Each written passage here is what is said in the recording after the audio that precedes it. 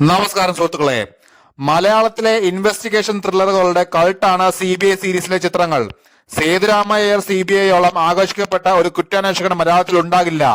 SN സ്വാമിയുടെ രചനയിൽ K മധു സംവിധാനം ചെയ്ത CBI സീരീസിലെ എല്ലാ ചിത്രങ്ങളും വലിയ രീതിയിൽ ആഘോഷിക്കപ്പെട്ടിട്ടുണ്ട്. എന്നാൽ അവസാനം ഇറങ്ങിയ CBI 5 ദ ബ്രെയിൻ തിയേറ്ററിൽ 8 നില പൊട്ടിയ സിനിമയാണ്.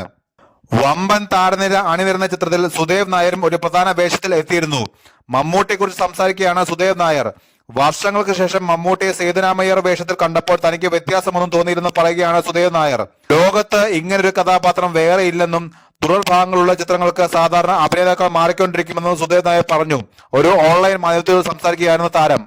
കുറെ കാലത്തിന് ശേഷം സേതുരാമയ്യരെ വീണ്ടും മുന്നിൽ കണ്ടപ്പോൾ എനിക്ക് സെയിം ആയിട്ടാണ് തോന്നിയത്. ഒരു മാറ്റവും ഇല്ലാത്ത പോലെ. എനിക്ക് തോന്നുന്നത് ലോകത്ത് ഇങ്ങനൊരു കഥാപാത്രം ഇല്ല എന്നാണ്. ഒരുപാട് സീക്വൽസ് ഒക്കെ നമ്മൾ കാണാറുണ്ട്.